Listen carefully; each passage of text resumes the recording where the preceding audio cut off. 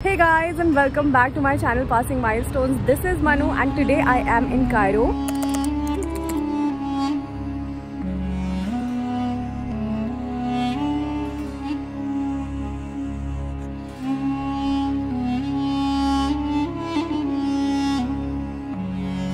And oh my god, we are here, and in today's vlog in fact we are going to go to these pyramids.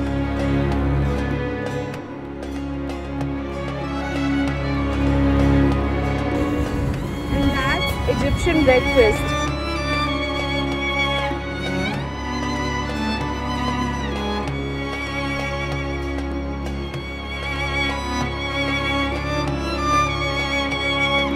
In today's vlog we are going to go to the pyramids. Pyramids actually एक reason है जिसकी वजह से लोग Egypt आते हैं. I think Egypt is famous because of pyramids more or less. Today we are going to go to the pyramids of Giza.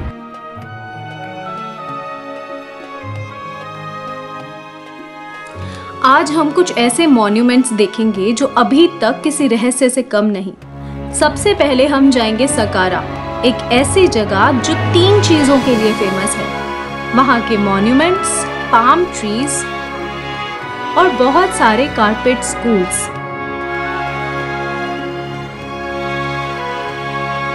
इसके अलावा सकारा एक ऐसा गांव है जहाँ इस दुनिया का सबसे पहला पिरामिड बनाया गया था। So guys, इजिप्ट का जो पहला पिरामिड है वो it's that the scratchy one there.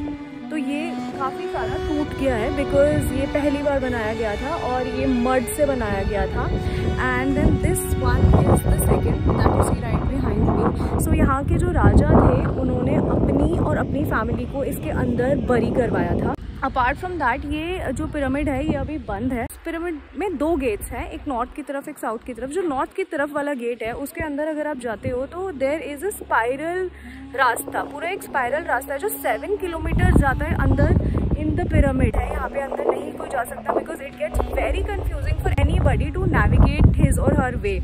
So this pyramid is closed. यहाँ पर उनकी और उनकी फैमिली को ममीफाई करके अंदर रखा था, लेकिन उनकी सारी बॉडीज चोरी हो गई unfortunately because he was a king and his family was from the royal family.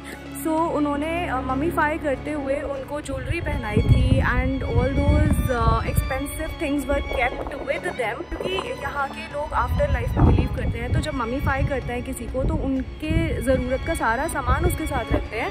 So somebody stole the whole thing, but यहाँ पर जो राजा है उसकी आर्म मिली थी जिससे ये कंफर्म हो गया कि राजा और राजा की जो फैमिली थी, the king and his family was buried in this pyramid only, and now they have kept the arm of the king in the museum. So this is the second structure. Now behind me you can see इसमें total 14 gates हैं जिसमें से 13 false gates हैं जिससे राजा तक कोई पहुंच ना पाए, just to fool people whosoever is intending to get inside of the structure, उनके लिए बाकी 13 गेट्स हैं और देयर इज ओनली 1 गेट जो कि एक्चुअल गेट है जो कि बिल्डिंग के अंदर जाता है। इन इमारतों को देखकर लगता ही नहीं कि ये अब से कुछ 4000 साल पहले बनाई गई हैं। साइंटिस्ट और आर्कियोलॉजिस्ट के सामने इन इमारतों ने कई सवाल खड़े किए जिनका जवाब अभी तक एक पहेली से कम नहीं। आपको जानकर हैरानी होगी कि अभी कुछ 2 महीने पहले सकारा में एक ऐसी जगह मिली है जिसके बारे में किसी को कानो कान खबर ही नहीं थी, आज जिसको आर्कियोलॉजिस्ट की एक टीम एक्सकवेट कर रही है।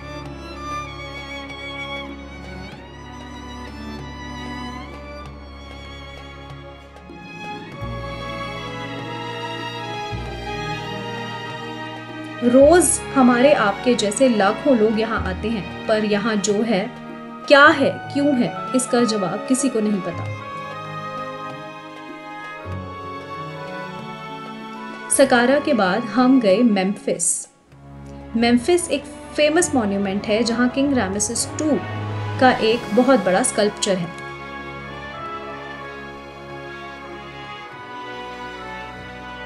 King Ramesses II was one of the most famous kings of his time. उसका रीज़न ये है कि जब सीरिया का और इजिप्ट का वॉर था तो he was the one who signed the peace pact with Syria.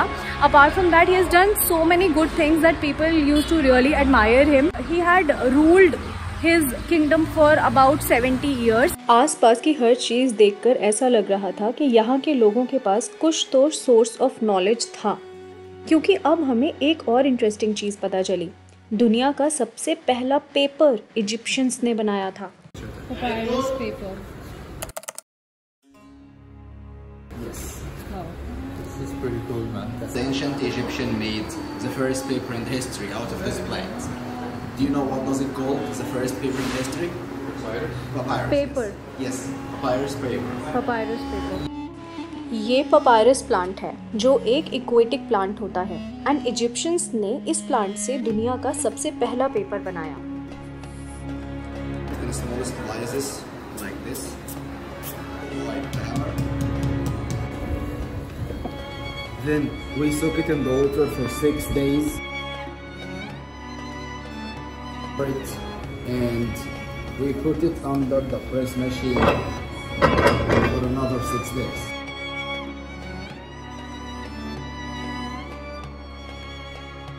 आपको पपायरस पेपर म्यूजियम में बहुत सारी पेंटिंग्स भी देखने के लिए मिलेंगी जो पपायरस पेपर के ऊपर बनाई गई हैं। पपायरस पेपर की एक खास बात है कि ये कुछ भी एब्जॉर्ब नहीं करता। अगर आपने उस पर कुछ लिख दिया है तो आप उसे वॉश करके सुखा सकते हैं, मतलब ये पेपर रीयूजेबल भी है। Still strong. Just let it dry for 1 day, then you can use it again as many times as you want.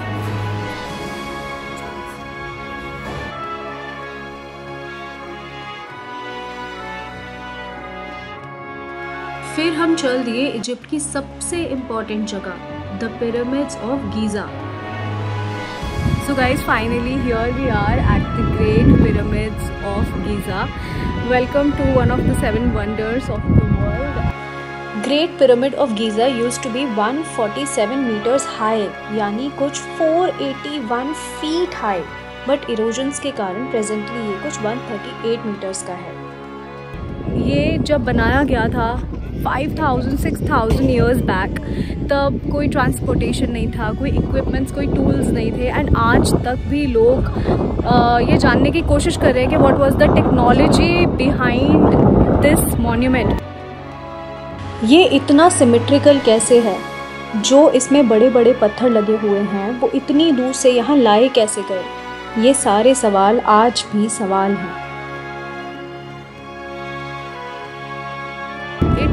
Very hard for anyone to imagine कि ये स्ट्रक्चर उस टाइम पर कैसे बनाया गया and the technology and the science behind it is still unknown. The great pyramid was the tallest man made structure in the world for more than 3800 years. ये 7 में से एक अजूबा है, इसमें कोई ताजुब की बात बिल्कुल नहीं है क्योंकि ये वाकई में एक अजूबा है।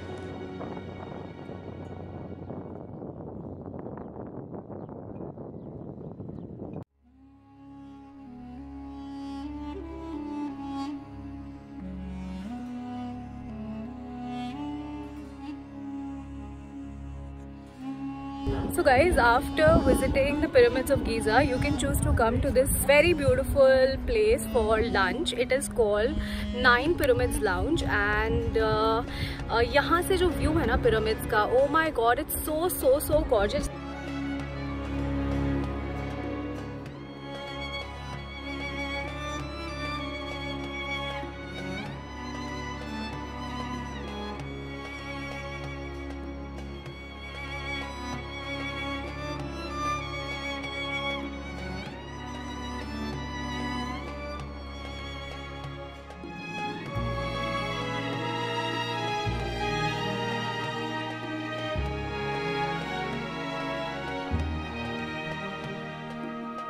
अरबी में एक कहावत है, man fears time and time fears pyramids. ऐसा इसलिए कहते हैं क्योंकि ये पिरामिड्स कुछ 4500 ईयर्स से ऐसे ही बुलंद खड़े हैं।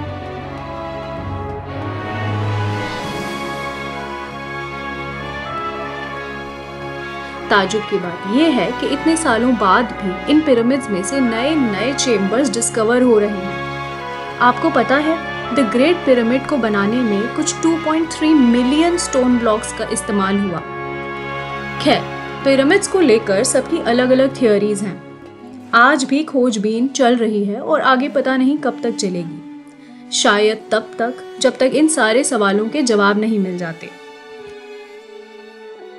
मैं आपको एक और स्ट्रक्चर के बारे में बताती हूँ जो इजिप्शियन कल्चर में बहुत इंपॉर्टेंट माना जाता है, द ग्रेट स्फिंक्स। एक स्ट्रक्चर जिसकी बॉडी लायन की है और फेस ह्यूमन का।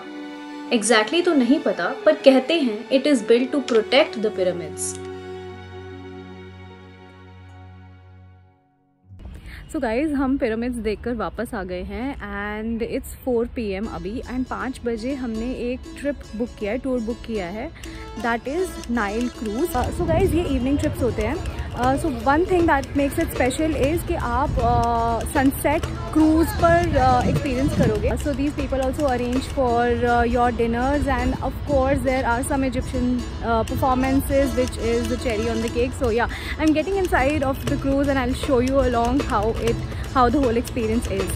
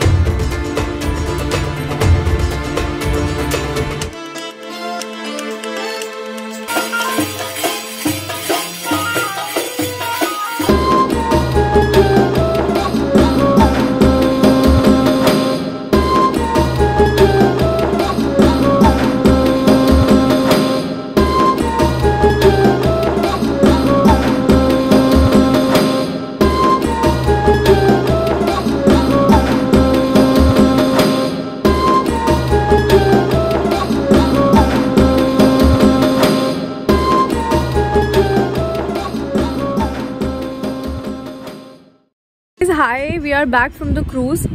Jashan, would you like to tell our audience के cruise कैसा था?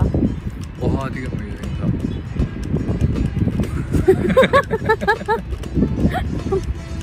I was not expecting this.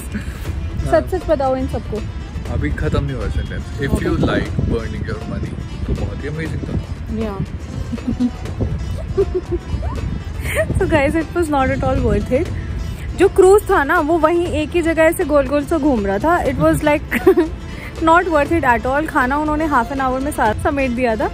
So if you are a non vegetarian there were 3 dishes, fish, chicken and beef, and if you are a vegetarian then there were not many options honestly. So sunset अच्छा था, but sunset इतना भी अच्छा नहीं था that you know पे $70-80 for that thing, right? तो वो आपको अपने होटल से भी दिख जाएगा और रिवर नाइल के आसपास अगर आप वॉक करोगे तो वहाँ से भी दिख जाएगा। So I would say it was complete waste of money. The cruise was not like कि पूरा आपको कायरो सिटी का कोई ट्रिप करा दिया उन्होंने, no nothing. So there was nothing that you can actually look forward to. लेकिन अगर आपको कोई रिवर नाइल के आसपास एक्टिविटी करनी है, you want to visit that area, go for a restaurant that is beside the river and have lunch or dinner. I think that would be a very good option, but please don't go on a cruise here in Cairo at least. Yeah, it's a waste of time and money. It's waste of time. यहाँ पे ना mango juice जरूर पीना। यहाँ पे ना green mangoes होते हैं ना, जैसे ऐसे कलर के mangoes. So they have green mangoes और उनका जूस बड़ा ही सही होता है। So this is just a random tip.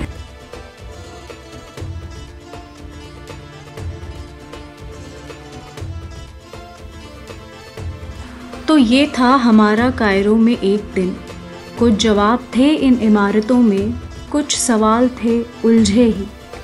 बहुत सारे राज थे हवाओं में, पर कुछ राजदार थे ही। बहुत से विचार मन में थे, कुछ अच्छे उनमें, कुछ बुरे, थे ही। वैसे सोचने वाली बात ये है, पिरामिड्स हैं तो एक कब्र ही, और मिलना तो सबको एक दिन धूल में है ही।